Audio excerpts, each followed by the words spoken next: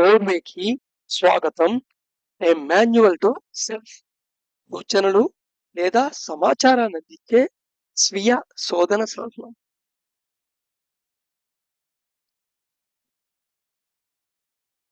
So నిన్న మనం eating, procreation, sleeping, birth ఇవి కంపల్సివ్ ప్రాసెస్ కింద ఉన్నాయి. వీటిని కాన్షియస్ ప్రాసెస్ కింద పెట్టుక చేయాలి. సో తేడా ఏంటి?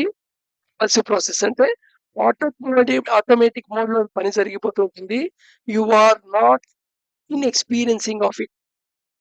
నువ్వు దాన్ని ఎక్స్పీరియన్స్ అవుతూ ఉంటావు. ఆటోమేటిక్ మోడ్ లో జరిగిపోతుంటుంది. అన్నం తింటున్నావు, ఇంకేదో ఆలోచిస్తున్నావు, టీవీ చూస్తున్నావు, సెల్ బ్రౌజ్ చేస్తున్నావు, అన్నం తింటున్నావు, కాల్తో మాట్లాడుతున్నావు, అన్నం తింటున్నావు, నీలో నీ ఆలోచన నీ పాస్ట్ లో ఉండే దాన్ని ఆలోచిస్తూ చూస్తున్నావు, లేదా అన్నం తింటున్నావు జరగబోయే విషయం గురించి ఆలోచిస్తున్నావు. సో ఇది అన్నం తింటున్నట్టుగా ఆగలేదు. సో ఏమైంది, నీది ఆటోమేటిక్ మోడ్ లో జరుగుతుంది. కంపల్సివ్ ప్రాసెస్ లో చేస్తున్నావు అనమాట. దాన్ని కాన్షియస్ ప్రాసెస్ షిఫ్ట్ చేయండి. సో కాన్షియస్ ప్రాసెస్ అంటే ఎలా తెలుస్తుంది? నువ్వు ఎక్స్పీరియన్స్ అవుతున్న దాని మీదే ధ్యాస పెడుతుంటావు. మళ్ళీ నీకు ఇప్పుడు నేచర్, నువ్వు ఎప్పుడు ట్రైనింగ్ ఇది ఇవ్వలేదు కాబట్టి నీ బాడీ అండ్ మైండ్ సెన్సెస్ కి కంపల్సివ్ ప్రాసెస్ కి షిఫ్ట్ అవుతూ ఉంటుంది. ఇంకా చెప్పాలంటే నీకు తెలియకుండా నువ్వు కంపల్సివ్ ప్రాసెస్ కి బాడీని బాగా అడాప్ట్ చేసేసావు, అలవాటు చేసేసావు. దానికి ట్రైనింగ్ చాలా బాగా ఇచ్చేసినట్లు. ఇదివరకులాగా తల్లిదండ్రుల వరకు ఓపికలేవు పిల్లలకి అన్నం పెట్టడానికి. టీవీ పెట్టే సెల్ ఇచ్చి అన్నం పెడుతున్నా. దీని యొక్క పర్యవసానం తర్వాత అర్థమవుతుంది. ఎందుకంటే వాళ్ళు ఎప్పుడు కంపల్సివ్ ప్రాసెస్ లోనే ఉంటారు కానీ కాన్షియస్ ప్రాసెస్ అలవాటే పడట్లేదు. క్రియేషన్, స్లీపింగ్, ముందు ఈ ట్రిఫిల్స్ ఏవైతే దైనంగా ప్రతి మనిషి చేసే పనులు ఉన్నాయో, 2, 3 రాశాను కానీ కానీ 24 అవర్స్ లో చేసే ప్రతి పని ఆటోమేటిక్ మోడ్ లో జరుగుతుందా లేదా కాన్షియస్ గా జరుగుతుందా? ఎక్స్పీరియన్స్ అవుతున్నావా లేదా? నువ్వు మాట్లాడుతున్నప్పుడు మాట్లాడే మాటలు నువ్వు ఎక్స్పీరియన్స్ అవుతున్నావా? నువ్వు అసలు ఎక్స్పీరియన్స్ కూడా అవ్వకుండా బయటకు వచ్చేస్తున్నాయా? సో కంపల్సివ్ ప్రాసెస్ వేరు, కాన్షియస్ ప్రాసెస్ వేరు. కంపల్సివ్ ప్రాసెస్ రియాక్షన్ యొక్క రిజల్ట్, కాన్షియస్ ప్రాసెస్ రెస్పాన్స్ యొక్క రిజల్ట్. సో నీ body and mind and senses కి రెస్పాండ్ అవడానికి ట్రైనింగ్ ఇస్తున్నావు అనమాట. Just you are re-educating your entire instruments that are available. వీటిలో డెత్ అంటే అసలు కాన్షియస్ అన్కాన్షియస్ గా డెత్ జరగటమే పెద్ద వరం. ఎందుకంటే డెత్ అనేది ఆల్రెడీ నీకు టోటల్ గా ఒక ఫియర్ ఫ్యాక్టర్.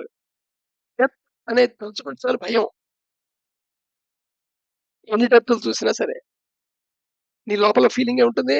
నాకు డెత్ అయితే రాదు, మా ఇంట్లో డెత్ రాదు, చుట్టుపక్కల సినిమా అన్నట్టుగా ఉంటుంది. But it's not like that కదా. ఈ బాడీ ఎక్స్పైరీ డేట్ వచ్చేసిందే కదా. సో ఫియర్ ఫ్యాక్టర్ ఉంటుంది. ఈ ఫియర్ ఫ్యాక్టర్ ఏం చేస్తుంటుంది? ఫైటింగ్ చేస్తుంటుంది. అనుకునే విషయం మాట్లాడటానికి ఇష్టం ఉండదు, దాని గురించి ఆలోచించడమే ఇష్టం ఉండదు. కాన్షియస్ ప్రాసెస్ సంగతి. సో దాన్ని ఫైట్ చేస్తావు. ఫైట్ చేయడం ఎందుకో కాదు, నీలోనే అమాల్గమేటెడ్ గా అవ్యక్త రూపం ఉంది కాబట్టి, అది ఇమ్మోర్టల్ కాబట్టి ఆ లక్షణం బయటపడుతుంది అనమాట. త్రూ మోర్టల్ తో, అంటే శరీరము మైండ్ ద్వారా అది రిఫ్లెక్ట్ అవుతుంది అనమాట. రంగుటద్దంలోంచి చూస్తుంటే రంగు లైట్ రంగు కలర్ లో కనబడినట్టు. సో ఈ ఫైటింగ్ దేనికి కావాలి చేస్తుంది? ఆటోమేటిక్ గా సర్వైవల్ కి. సో సర్వైవ్ అవ్వాలంటే డెత్ కారణాలు ఏంటి, దేని వస్తుంది, ఆ కారణాలు నీకు రాకుండా ఉండాలి. ఇలాగే ఎక్వైర్ అయింది, నాలెడ్జ్ ఎక్వైర్ అయింది. ఇలాగే కదా ఒక యానిమల్ లెక్కలో ఉన్న మనిషి ఇప్పుడున్న మనిషి కింద మారడానికి వచ్చే చరిత్ర అంతా ఒక మాట చెప్పాలంటే జస్ట్ ఫియర్ ఆఫ్ డెత్ అని చెప్పాలి, సర్వైవల్. సో ఈ ఎక్వైరింగ్ నాలెడ్జ్ కి 2 మెథడ్స్ ఉన్నాయి యాక్చువల్ గా. Through sensory methods with in limits of mind. So మొదటి పద్ధతి ఏమిటంటే నీ అవుట్ బౌండ్ సెన్స్ ఆర్గన్స్ ఉన్నాయి కదా, ఈ సెన్స్ ఆర్గన్స్ నుండి ఇన్ఫర్మేషన్ ఏదైతే వచ్చిందో దాన్ని బట్టి నువ్వు గ్యాదర్ చేసుకోవటం.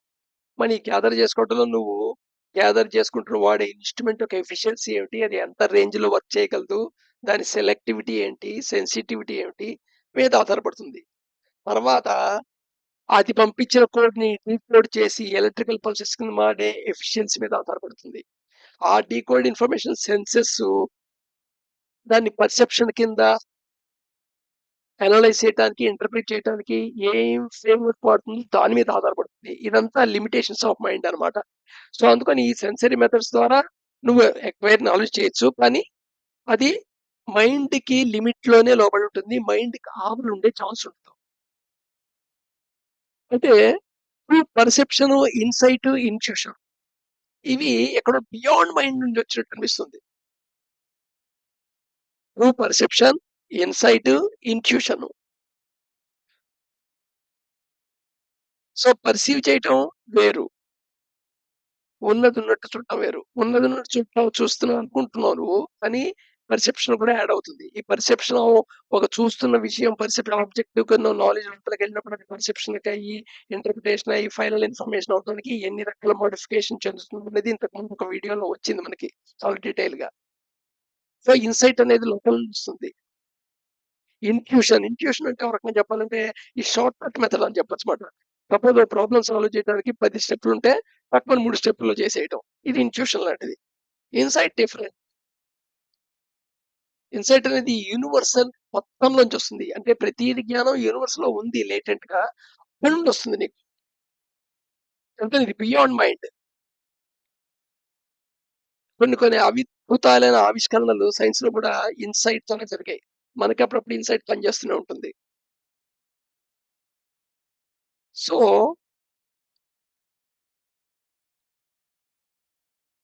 ఈ నాలెడ్జ్ ఎక్వైర్ చేయటం వల్ల నువ్వు ఎందుకోసమని అసలు నాలెడ్జ్ ఎందుకు ఎక్వైర్ చేసావు? సెక్యూరిటీ పర్పస్‌కి. అంతే కదా! Survival nature. డెత్ అంటే భయం కాబట్టి. సో, డెత్ అంటే భయం అలాగే ఉంది. సో, ఈ ప్రకృతిని రైట్ చేయడానికి ట్రై చేస్తుంటావు. ఇలాగే నాగరికత రావాలయింది. ప్రకృతిని రైట్ చేస్తూ ఉంటావు. తద్వారా నువ్వు సెక్యూరిటీ ఛాన్సెస్, సర్వైవల్ ఛాన్సెస్ పెంచుకుంటూ డెత్‌ని ఎలిమినేట్ చేయలేవు. కానీ సర్వైవల్ ఛాన్సెస్ పెరుగుతుంది. సో, కానీ ఫైనల్‌గా ఏమైందంటే ఈ ప్రాసెస్‌లో ఈ ప్రకృతిని నువ్వు రైట్ చేయటంలో చాలా కంఫర్ట్‌లు పొందావు. జస్టు మా చిన్నతనంలో ఒక 30 ఏళ్ల క్రితం లైఫ్ స్టైలు, ఈ ప్రెజెంట్ లైఫ్ స్టైల్ తీసుకుంటేనే చాలా కంఫర్టబుల్ ప్రెజెంట్ ఉన్నది. ఇప్పటికంటే. ఇంకా బాల్యం తీసుకుంటే ఇప్పుడు పోల్చుకుంటే ఇంకా చాలా కంఫర్ట్ లైఫ్ ప్రెజెంట్‌ది. అదే మరి 100 ఏళ్ల క్రితం ఈ ప్రపంచంలో ఉన్న మనుషులు వాళ్ళు ఉన్న వాళ్ళకున్న రిసోర్సెస్, కంఫర్ట్ ప్రెజెంట్ మనకున్న రిసోర్సెస్ కంఫర్ట్ తీసుకుంటే మనం చాలా కంఫర్ట్. బట్ సఫరింగ్ అనేది సేమే. ఇంకా చెప్పాలంటే పెరిగిందేమో. But not freed from suffering. Suffering నుండి అయితే వాళ్ళు ఫ్రీ కాలేదు. మనం ఫ్రీ కాలా. పైపెచ్చు సఫరింగ్ పెరిగిపోయింది. అంతవరకు నాకు ఏసీ అలవాటు లేదు. నా మైండ్‌కి అలవాటు చేయలేదు. కాబట్టి నాకు కొంత సెన్సిటివిటీ డెవలప్ అయింది. టెంపరేచర్ ఒక వేరియేషన్ నా బాడీ అండ్ మైండ్ తట్టుకొని బ్రతకగలిగింది. ఎప్పుడైతే నా బాడీకి ఏసీని అలవాటు చేశానో, కరెంట్ పోతే చాలు సఫరింగ్ మొదలైపోతుంది నాకు. అడాప్టబిలిటీ పోయింది నేచర్‌కి. సో, మనకు తెలియకుండా కంఫర్ట్ పెరుగుతోంది అంటే సుఖం పెరుగుతోంది అనుకుంటాము. కానీ సఫరింగ్ ఛాన్సెస్ కూడా పెరుగుతుంటాయి. సఫరింగ్‌కి లేటెంట్ సఫరింగ్ అన్నమాట. అంటే సఫరింగ్ ఉంది సుఖ కానీ లోపల విత్తనం రూపంలో ఉంది. ఎప్పుడొస్తుంది అంటే పరిస్థితులు అనుకూలించినప్పుడు వస్తుంది. ఇక్కడ గమ్మత్తేంటంటే సపోజ్ నువ్వు అక్వైర్ చేసుకున్న knowledge through senses and methods అయితే సెన్సరీ మెథడ్స్ ద్వారా అయితే అది in line with social system ఉంటుంది. ఎందుకంటే ఇది సెన్సరీతో వాడే ఆర్గాన్స్ అన్నీ అవుట్‌వర్డ్ బౌండ్ కాబట్టి. అంటే బయట నుండి ఇన్ఫర్మేషన్ తీసుకొని ప్రాసెస్ చేస్తాయి కాబట్టి, బయట ప్రపంచం ఎలాంటి సిస్టమ్ అయితే ఉందో, ఆ సిస్టమ్ నువ్వే డెవలప్ చేసుకొని ఉండొచ్చు. ఒక సెట్ ఆఫ్ పీపుల్ డెవలప్ చేయొచ్చు. బట్ అది దాంతో అలైన్ అయ్యే ఉంటుంది. సో, దేర్‌ఫోర్ నీ ఇండివిడ్యువల్ డైరెక్షన్‌కి, కాంప్లియన్స్‌కి, సోషల్ కాంప్లెక్స్‌కి ఎప్పుడూ కాన్‌ఫ్లిక్ట్ ఉంటూనే ఉంటుంది. సో, ఎప్పుడు సఫరింగ్ ఉంటూనే ఉంటుంది. అదే సపోజు నీ నాలెడ్జ్ గనక పర్సెప్షన్, ఇన్‌సైట్, ఇన్‌ట్యూషన్ ద్వారా డెవలప్ అయితే, అప్పుడు నీ life style in line with existence ఉంటుంది. అంటే ఎక్సిస్టెన్స్ అనేది ఏ ఏ ఆర్డర్‌లో ఉందో, ఏ ఏ నియమాలు ఆధారంగా ఆ వ్యవస్థను ఏర్పడి ఉన్నారో దానికి అలైన్ అయి ఉంది. సో, ఓ రకంగా చెప్పాలంటే అదే సనాతన ధర్మం. ధర్మానికి అలైన్ అయి ఉంటుంది. ధర్మం అంటే ఏం చేసుకున్నాం మనం? ఇదే కదా! సో, ఏదైతే యూనివర్సల్ ఆర్డర్ ఉందో దానికి అలైన్ అయ్యి ఏ స్ట్రక్చర్ ఫార్మ్ చేసినా అది ధర్మం అవుతుంది. ఆ స్ట్రక్చర్ ఫంక్షన్ చేయడానికి ఏ పని చేసినా అది కర్మ అవుతుంది.